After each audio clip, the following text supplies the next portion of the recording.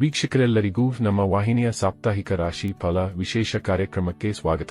ಇವತ್ತಿನ ಈ ವಿಡಿಯೋದಲ್ಲಿ ನಾವು ವರ್ಷ 2026ರ ಮೇ ತಿಂಗಳಿನ ಪ್ರಥಮ ಸಪ್ತಾಹ ಅಂದರೆ ಮೇ ತಿಂಗಳಿನ 1ನೇ ತಾರೀಕಿನಿಂದ ಹಿಡಿದು ಮೇ ತಿಂಗಳಿನ 7ನೇ ತಾರೀಕಿನವರೆಗಿನ ಕುಂಭ ರಾಶಿಯ ಸಾಪ್ತಾಹಿಕ ರಾಶಿ ಫಲಗಳನ್ನು ತಿಳಿದುಕೊಳ್ಳಲಿದ್ದು, ಇಲ್ಲಿ ಈ ಸಪ್ತಾಹದ ಪ್ರತ್ಯೇಕ ದಿನಗಳು ಕುಂಭ ರಾಶಿಯ ಜಾತಕದವರ ಪಾಲಿಗೆ ಹೇಗೆ ಸಾಬೀತಾಗಲಿವೆ ಅನ್ನೋದೆಲ್ಲವನ್ನ ಇಲ್ಲಿ ವಿಸ್ತಾರ ರೂಪದಲ್ಲಿ ತಿಳಿದುಕೊಳ್ಳೋಣ.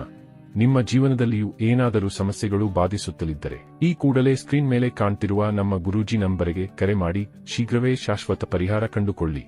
ವೀಕ್ಷಕರೇ, ಮೊದಲಿಗೆ ಇಲ್ಲಿ ನಾವು ಈ ಸಪ್ತಾಹದ 1 ಮತ್ತು 2ನೇ ತಾರೀಕಿನ ದಿನಗಳ ಸಾಪ್ತಾಹಿಕ ರಾಶಿ ಫಲಗಳನ್ನು ತಿಳಿದುಕೊಳ್ಳುವುದಾದರೆ, ಈ ದಿನಗಳಂದು ಚಂದ್ರದೇವನು ತುಲಾ ರಾಶಿಯ ಮೂಲಕ ನಿಮ್ಮ ನವಮ ಭಾವದಲ್ಲಿ ಅಂದರೆ ನಿಮ್ಮ ಭಾಗ್ಯಸ್ಥಾನದಲ್ಲಿ ಗೋಚರಿಸಲಿದ್ದಾನೆ.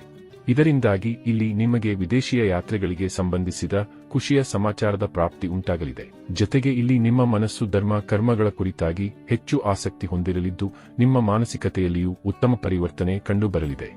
ಹಾಗೆ ಇಲ್ಲಿ ನಿಮ್ಮ ಜಗಳ ಕದನಗಳ ಅಂತ್ಯವಾಗಲಿದ್ದು, ಈ ದಿನಗಳು ಮಹಾಭಾಗ್ಯಶಾಲಿ ದಿನಗಳಾಗಿ ಸಾಬೀತಾಗಲಿವೆ. ಇಲ್ಲಿ ಸ್ಟಾಕ್ ಮಾರ್ಕೆಟ್, ಕಮೋಡಿಟಿ ಸೆಕ್ಟರ್ ಸೇರಿದಂತೆ ಲಾಟರಿಯಂತಹ ವಿಷಯದಲ್ಲಿ ಭರಪೂರ ಲಾಭದ ಪ್ರಾಪ್ತಿಯಾಗಬಹುದಾಗಿದೆ. ಇಲ್ಲಿ ಜನವರಿಯ ತಿಂಗಳು ತನ್ನ ನಿರ್ಗಮನದ ಜತೆಗೆ ನಿಮಗೆ ಅತ್ಯುತ್ತಮ ಫಲಗಳನ್ನೇ ಕರುಣಿಸಲಿದ್ದು, ಬಹುತೇಕ ಲಾಭದಾಯಕ ಸಮಯವಾಗಿ ಸಾಬೀತಾಗಲಿದೆ. ಈ ವಿಶೇಷ ಸಮಯದಲ್ಲಿ ನಿಮಗೆ ನಿಮ್ಮ ಹಿರಿಯ ಸಹೋದರ ಸಹೋದರಿಯರ ಸಹಕಾರದ ಪ್ರಾಪ್ತಿ ಉಂಟಾಗಲಿದೆ. ಇಲ್ಲಿ ನಿಮ್ಮ ಪ್ರತಿಯೊಂದು ಅಪೂರ್ಣ ಕಾರ್ಯಗಳು ಪೂರ್ಣಗೊಳ್ಳಬಹುದಾಗಿವೆ.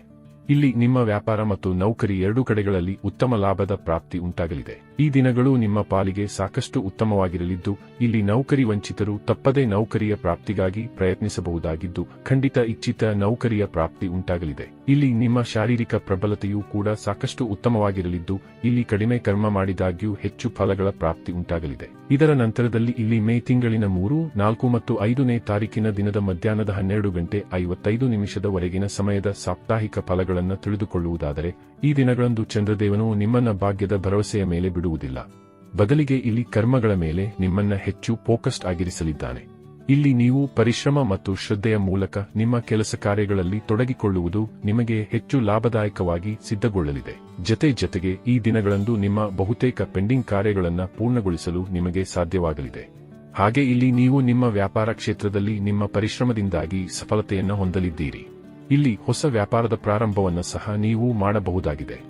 ನೌಕರಸ್ಥ ಜಾತಕದವರ ಪಾಲಿಗೂ ಸಮಯ ವಿಶೇಷವಾಗಿರಲಿದ್ದು, ಖಂಡಿತ ಇಲ್ಲಿ ನೌಕರಿಯ ಕ್ಷೇತ್ರದಲ್ಲಿಯೂ ಸಫಲತೆಯ ಪ್ರಾಪ್ತಿ ಉಂಟಾಗಬಹುದಾಗಿದೆ. ಇನ್ನು ಇದರ ಜತೆಗೆ ಈ ದಿನಗಳಂದು ನಿಮ್ಮ ಭೌತಿಕ ಸುಖದಲ್ಲಿಯೂ ವೃದ್ಧಿ ಕಂಡು ಬರಲಿದೆ. ಇಲ್ಲಿ ನಿಮ್ಮ ಮನೆಗೆ ಬೆಲೆ ಬಾಳುವ ವಸ್ತುಗಳ ಆಗಮನವಾಗಲಿದೆ. ವಿಶೇಷವಾಗಿ ಇಲ್ಲಿ ನಿಮಗೆ ನಿಮ್ಮ ಮಾತಾ ಪಿತೃವಿನ ಸುಖದ ಜತೆಗೆ ಅವರ ಸಹಕಾರವೂ ಕೂಡ ಲಭಿಸಲಿದೆ.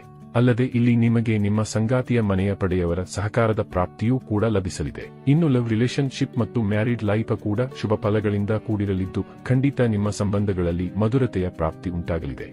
ಇಲ್ಲಿ ಸ್ಟಾಕ್ ಮಾರ್ಕೆಟ್, ಕಮೋಡಿಟಿ ಸೆಕ್ಟರ್ನಲ್ಲಿಯೂ ನಿಮಗೆ ಲಾಭದ ಫಲಗಳು ಲಭಿಸಲಿದೆ. ಆದರೆ ಇಲ್ಲಿ ನೀವು ಹೂಡಿಕೆಗೂ ಮುನ್ನ ಒಂದಿಷ್ಟು ಬುದ್ಧಿವಂತಿಕೆಯನ್ನ ಪ್ರಯೋಗಿಸಬೇಕಾಗುವುದು. ಜತೆಗೆ ಇಲ್ಲಿ ನಿಮಗೆ ಭಾಗ್ಯ ಸಂಬಂಧಿತ ಕಾರ್ಯಗಳಲ್ಲಿ ಕೊಂಚ ಹಿನ್ನಡೆ ಉಂಟಾಗಬಹುದಾಗಿದ್ದು, ಹೀಗಾಗಿ ಇಲ್ಲಿ ಲಾಟರಿಯಂತಹ ವಿಷಯದಿಂದ ನೀವು ದೂರವನ್ನು ಕಾಯ್ದುಕೊಳ್ಳಬೇಕು. ಇನ್ನು ವಿದ್ಯಾರ್ಥಿ ಜಾತಕದವರ ಪಾಲಿಗೂ ಈ ಸಮಯ ವಿಶೇಷವಾಗಿರ. ಇನ್ನು ಇದರ ನಂತರದಲ್ಲಿ ಮೇ ತಿಂಗಳಿನ 5ನೇ ತಾರೀಕಿನ ದಿನದ ಮಧ್ಯಾಹ್ನದ 12:55 ನಂತರದ ಸಮಯದ ಹಾಗೆ 6 ಮತ್ತು 7ನೇ ತಾರೀಕಿನ ದಿನಗಳ ಸಾಪ್ತಾಹಿಕ ಫಲಗಳನ್ನು ತಿಳಿದುಕೊಳ್ಳುವುದಾದರೆ, ಈ ದಿನಗಳಂದು ಚಂದ್ರದೇವನು ನಿಮ್ಮ ಲಾಭಸ್ಥಾನದಲ್ಲಿ ಗೋಚರಿಸಲಿದ್ದಾನೆ.